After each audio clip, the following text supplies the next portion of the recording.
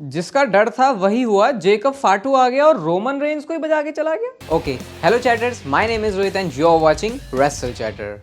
तो इस वीडियो में बात करने वाले हैं आज जो स्मैकडाउन के शो के बारे में। सारी बातें आपको जानने को मिल जाएंगी इस वीडियो से, बस आप लोग इस वीडियो को शुरू से बिल्कुल एंड तक देखना मजे से। सबसे पहले जो स्मैकडाउन की स्टार्टिंग है वो होती है नाया जैक्स के सेलिब्रेशन के साथ, और इस वाले सेगमेंट को देख के मुझे विंस मैकमैन के टाइम की याद आ गई कि उस टाइम पर हमको ऐसी चीजें ज्यादा देखने को मिलती थी। ये कुछ ऐसा ही था कि भाई नाया जैक्स को जो है वो सेलिब्रेशन दे रही थी टिफनी स्ट्रैटन, जो वैसे उन्होंने ओरिजिनली लास्ट वीक के लिए प्लान किया था। तो माहौल कुछ ऐसा है कि प्रिटी डेडली भी वहां पर है नाच गाना करने के लिए। टिफनी स्ट्रैटन भी खड़ी हुई है अपने वही वाले ब्रीफ केस के साथ। हर तरफ जो है डेकोरेशन बहुत तगड़ा सा हो रखा है, बिल्कुल पिंक वगैरह उन्होंने कर रखा है। उसको नाया जैक्स की एंट्री होती है, नाया जैक्स रिंग में एंटर करती है और वो बताती है यार ये पिंक तूने कर दिया है कलर, ये मेरा स्टाइल नहीं है, क्योंकि वो टिफनी स्ट्रैटन का स्टाइल है तो इसलिए उन्होंने वैसा कलर करके रखा होता है। वो कहती है मेरा तो डिस्ट्रक्शन का स्टाइल है, जो चीज मैंने करी भी बेली के साथ, और अब देखो मैं तुम्हारी विमेंस चैंपियन भी हूं। तो वो कहती है मेरा स्टाइल नहीं है, बट स्टिल वो टिफनी स्ट्रैटन को बोलती है बाउ डाउन करने के लिए, क्योंकि वो क्वीन है। अब ये सुनने के बाद ऐसा नहीं था कि टिफनी को एकदम से कोई गुस्सा आ गया, क्योंकि उनका जो कैरेक्टर है नाया जैक्स के सामने वो थोड़ा सा सॉफ्ट रहने वाला है। ये वो कहती है कि चलो ठीक है, अभी प्रिटी डेडली तुम्हारे लिए गाना गाएंगे और हम नाचेंगे, और उसके बाद जो है तुम्हारे सामने जो तुम बाउ डाउन करने के लिए कह रही है वो भी करेंगे। तो टिफनी को ऐसी कोई खास प्रॉब्लम होती नहीं है। नाच गाना प्रिटी डेडली का शुरू हो चुका है। प्रिटी डेडली का पता नहीं कैरेक्टर ही किस टाइप का, मैं तो अभी तक इसको समझ ही नहीं पा रहा हूँ। बड़े अलग अलग तरीके के अपने जो रंग है वो हमको देखने को मिलते हैं इनके कैरेक्टर में। इसके बाद क्या होता है, मिशन ने आके जो है अटैक करना शुरू कर दिया उस कैंडो स्टिक के साथ, मतलब कि जो पूरा उनका सेलिब्रेशन है वो एकदम तबाह हो जाता है। और मैं ऐसा इसलिए बोल रहा हूं कि विंस मैकमैन टाइप का सेगमेंट था, क्योंकि ओपनिंग में इसको डाल दिया और अचानक से वो चीजें जो कि प्रोफेशनल रेसलिंग से फैंस इतना रिलेट नहीं करते, बट स्टोरी के हिसाब से देखें तो फिर उसका सेंस भी बन रहा है। तो मैं तो कोई बहुत हार्श नहीं जाऊंगा इसके ऊपर, मुझे ठीक ही लगा। ऐसा कुछ बहुत अच्छा भी नहीं बोलूंगा या फिर कोई बहुत ऐसा भी नहीं बोलूंगा कि मतलब क्या ही वाहियात चीज दिखा दी। वो टिफनी स्ट्रैटन नाया जैक्स की जो केमिस्ट्री है उसकी वजह से मुझे ऐसा लगता है कि वाला जो सेगमेंट है फिर भी ठीक तरीके से सूट कर गया। इसके बाद मैच आता है शो पर एंड्राडे वर्सेस कार्मेलो हेस के बीच में। इतनी बार ये इन दोनों के मैचेस को दिखा चुके हैं भाई, अच्छा मैच डिलीवर करने के बाद में पक जाता हूं यार कि चलो स्टोरी भी आई कि लड़ रहे हैं इतनी बार, लेकिन फिर भी मैं इसमें इतना इन्वेस्ट नहीं हो पाया हूं। मैच में वो बढ़िया वाला स्पेनिश फ्लाई लगाया था अंद्रादे ने, और इस मैच से बहुत सारे आपको ऐसे मूवमेंट मिल जाएंगे। बाकी विक्ट्री रोल अप करके कार्मेलो हेस की हो जाती है, 2-1 से वो जो है अभी ऊपर आ चुके हैं अंद्रादे के। और इसके बाद वो अटैक भी कर ही रहे होते हैं उसके बाद भी, लेकिन अंद्रादे को गुस्सा आ जाता है भाई उन्होंने जो मारा है। उसके बाद उन्होंने इसको एक सीरियस ब्रॉल में कन्वर्ट किया, तो उसके बाद लगा कि चलो भाई कुछ कर रहे हैं अब ये। लेकिन सिर्फ ऐसे नहीं कि भाई एक जीता वो जीता करके, मुझे नहीं लगता ज्यादा कुछ होगा। और पता नहीं क्यों ऐसा लग भी नहीं रहा कि मेरे को बहुत इंटरेस्ट आ रहा है इसमें, पता नहीं ऐसा क्यों है, जबकि चीजें ऐसा भी नहीं कि कुछ गड़बड़ हो रही है, लग तो रहा है कि सब कुछ सही कर रहे हैं। इसके बाद शो पर हमको बैक स्टेज से सोलो सिकोवा देखते हैं और उनके साथ टामा टोंगा भी हैं। ना अभी जेकब फाटू वहां पर है, ना टोंगा लोवा वहां पर है। टोंगा लोवा पता नहीं कहाँ गायब चले गए, उनके बारे में तो कुछ पता भी नहीं था। टामा टोंगा कहते हैं भाई आज तुम्हें रोमन रेंज को बहुत बुरी तरीके से मारूंगा, तो सोलो सिकोवा कहते हैं भाई रुक जा, वो रोमन रेंज अपने आप को ट्राइबल चीफ कहा करता था, ये ऊला फाला भी मेरे पास है, और अगर ये ऊला फाला रोमन रेंज के पास चली गई तो तू भी रोमन रेंज को एक्नॉलेज करेगा और मैं भी रोमन रेंज को एक्नॉलेज करूंगा, ऐसा सोलो सिकोवा ने बोला। यानी उस ऊला फाला माला की इंपॉर्टेंस इतनी है कि वो जिसके पास चली जाएगी वो ट्राइबल चीफ बन जाएगा। ये स्टोरी में अब हमको ये समझ में आ रहा है। रोमन रेंज के बारे में फिर वो यही बोलते हैं कि यार ये तो मैं ही, ये इसका तो मैं ही टेक केयर करूंगा, रोमन रेंज के बस की है तो फिर वो मेरे से आके ले ले, ऐसा करके सोलो सिकोवा का जो स्टिल कॉन्फिडेंस है वो वैसा का वैसा ही है। वो बात लगा कि 2 बार अब तक सोलो सिकोवा की ही सुताई हुई है। इसके बाद विंची का वीडियो पैकेज था और मैं सही में बहुत इंटरेस्टेड हो गया हूँ विंची को, जियोवानी विंची को वापस देखने में। जो उनका वो प्रीमियम एलिगेंट कैरेक्टर अभी WWE वीडियो पैकेजेस के थ्रू दिखा रही है। वो बोलते हैं जब वो रिंग में जाते हैं वो लड़ने के लिए नहीं जाते, वो जीतने के लिए जाते हैं। तो यहाँ से अगर WWE ने कुछ फंबल नहीं किया तो एक विंची का नया ही कैरेक्टर WWE बना सकती है, बट उसकी शुरुआत में जो इंप्रेशन पड़ेगा वो बहुत ज्यादा इंपॉर्टेंट होने वाला है। नेक्स्ट चीज होती है शो पर नेओमी वर्सेस डेवनपोर्ट के बीच मैच। ये भी अच्छा मैच ही था, क्या इसको ज्यादा डिस्कस करूं। मैच में जो विक्ट्री है वो डेवनपोर्ट की हो जाती है, और अभी डेवनपोर्ट के लिए काफी बड़ा मैं बोलूंगा मोमेंटम वाली बात है, क्योंकि उन्होंने नेओमी को हराया, जो कि इतनी आसानी बात वैसे होती नहीं है। इसके बाद शो पर ग्रेसन वॉलर ऑस्टिन थेरी होते हैं बैक स्टेज, बात यही कर रहे होते हैं कि केविन ओवेंस को कैसे मौका मिल गया भाई, वो अनडिस्प्यूटेड चैंपियनशिप के लिए कैसे लड़ सकता है। अब होता यह है कि ये बोलते बोलते पीछे से केविन ओवेंस भी आ जाते हैं। केविन ओवेंस कहते हैं हाँ भाई क्या तो सही रहा, तो मैंने भी तो लास्ट वीक यही कहा कि मुझे कैसे मौका मिल रहा है, लेकिन फिर भी चलो मेरे को अपना जो रिकॉर्ड है उसमें जीत लेके आनी है, तो चलो ठीक है आज फाइंड आउट कर लेते हैं। वो सीधा ही बोलते हैं वॉलर चला आ जाके तेरे से मैं जो है मैच करता हूँ। इसके ठीक बाद इनका मैच भी शुरू हो जाता है, अब क्योंकि रिंग साइड पर ऑस्टिन थेरी था तो उसका फायदा ग्रेसन वॉलर को मिलना ही था। ग्रेसन वॉलर बड़ा स्टाइल मार रहे थे केविन ओवेंस को मार के, लेकिन पीछे से जो केविन ओवेंस निकल के आते हैं वो बहुत ज़्यादा मुझे फनी स्पॉट लगा। काफ़ी गुस्से में थे केविन ओवेंस क्योंकि उनको मैच मिल गया, लेकिन अब उनको अपने आप को साबित भी करना है कि भाई क्यों वो डिजर्व भी करते हैं अनडिस्प्यूटेड चैंपियनशिप का मैच।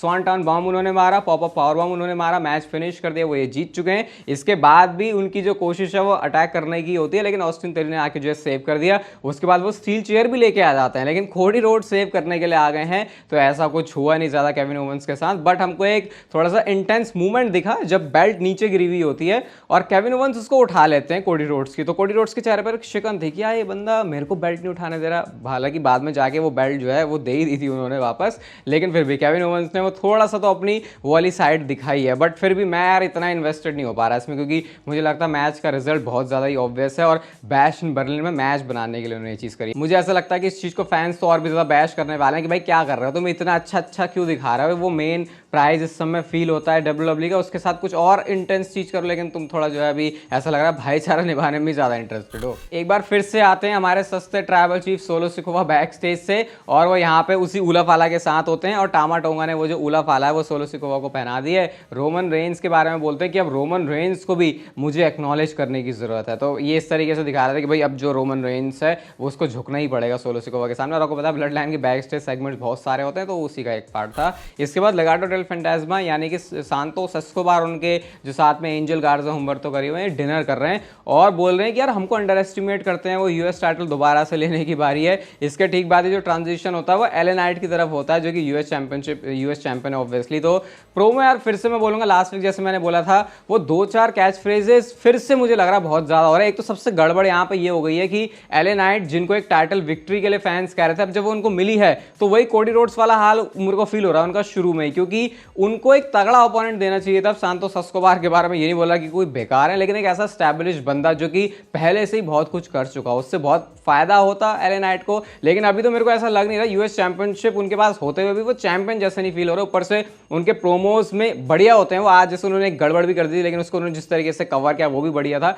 बट फिर भी समझ पा रहे हो मैं क्या कहना चाह रहा हूँ एले नाइट के बारे में। उनके साथ कुछ बहुत ऐसा होना चाहिए कि सारी आई बॉल्स उनके ऊपर है स्मैकडाउन में, लेकिन मुझे ऐसा फील नहीं हो रहा कि लोग उनके बारे में ज्यादा भी कुछ बात कर रहे हैं। नेक्स्ट चीज होती है स्मैकडाउन पर mission versus Chelsea green back stage से, और चेल्सी ग्रीन को जब ये पता चलता है कि ये जो मिशन है इसको मैच मिल गया नाया जैक्स, वो इतने गुस्से में नाया जैक्स वो निक ऑल्डिस के लॉकर रूम में जाती है। बट उसके टाइम में हमने ये भी देखा कि नाया जैक्स ने आके जो है मिशन के ऊपर अटैक कर दिया, इसलिए क्योंकि उनका जो सेलिब्रेशन है उसकी पार्टी को उन्होंने बर्बाद कर दिया था। इसके बाद शो पर आता है match street profits versus DIY का। जो भी यहाँ पे जीतेगा उसको नेक्स्ट वीक ब्लड लाइन के अगेंस्ट टैग टीम चैंपियनशिप के लिए मैच मिलेगा।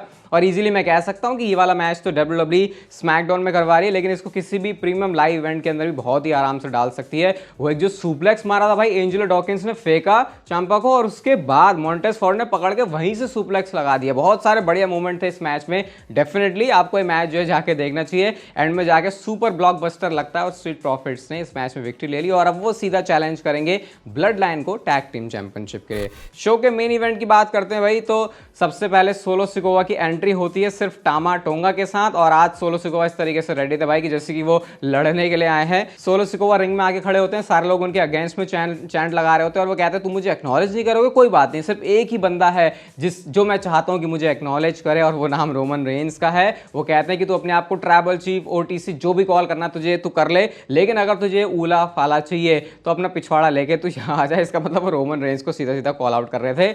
अब होती है रोमन रेंस की एंट्री वही वाले अपने नए वाले थीम म्यूजिक के साथ में, और रोमन रेंस के चेहरे पर बहुत ही ज्यादा सीरियस एक्सप्रेशन थे।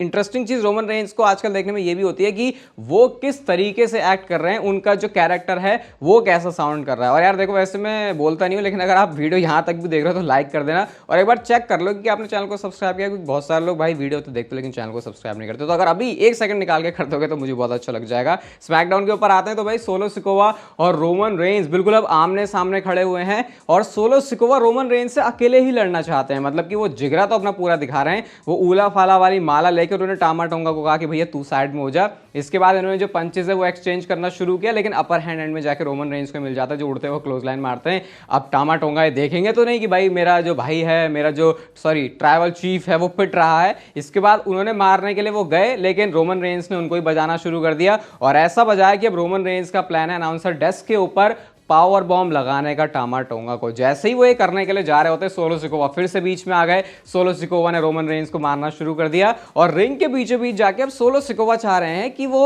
ओरिजिनल ट्राइबल चीफ को समवन स्पाइक मारे, लेकिन रोमन रेंस उसको डक करते हैं। इसके बाद उन्होंने सुपरमैन पंच भी हिट किया, उन्होंने बहुत ही जबरदस्त वाला स्पीयर भी हिट किया। आजकल रोमन रेंस स्पीयर की जो मुझे लगता है एयर टाइम उनको बहुत ज्यादा बढ़ गया है। बिल्कुल वैसा लगता है कि लिटरली एक स्पीयर, एक भाला ही आ रहा है जैसे रोमन रेंस स्पीयर हिट कर रहे हैं। अब जब उन्होंने स्पीयर हिट कर दिया तो उनकी सीधा नजरें जाती हैं उस ऊला फाला के ऊपर जो कि वो टैग टीम बेल्ट के ऊपर पड़ी होती है। टैग टीम बेल्ट को तो उन्होंने ऐसा साइड किया कि भाई ये क्या चीज है। ऊला फाला उन्होंने पकड़ी, बहुत देर तक उसको देखा और उसके बाद जैसे उन्होंने ऊला फाला माला पहनी ऐसा लगेगा कि जो किंग है उसकी ताजपोशी हो चुकी है। वो जो सेटिस्फैक्शन है, वो एक जो रिलीफ है रोमन रेंस के चेहरे पर, वो दिख रहा था कि फाइनली उनको उनका क्राउन मिल चुका है। फाइनली यही वो चीज है जिससे वो ट्राइबल चीफ का स्टेटस, अपना जो सस्ता ट्राइबल चीफ घूम रहा है, उससे दोबारा वापस ले सकते हैं। रोमन रेंस का म्यूजिक भी हिट हो गया, ऐसा लगा कि स्मैकडाउन तो भाई अब ऑफ एयर जाने वाली है। बट यहाँ पे क्योंकि अभी काफी टाइम था शो को खत्म होने में तो पता था कुछ तो होने वाला है।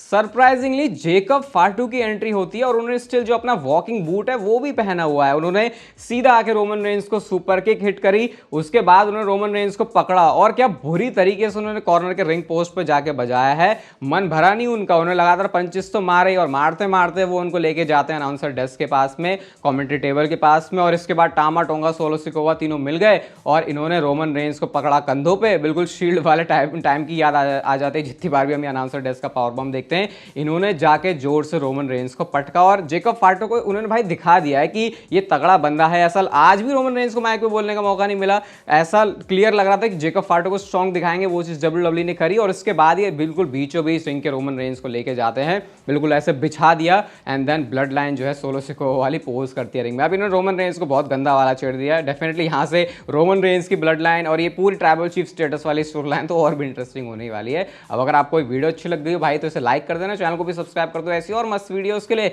और तब तक लेते रहो जिंदगी के मजे।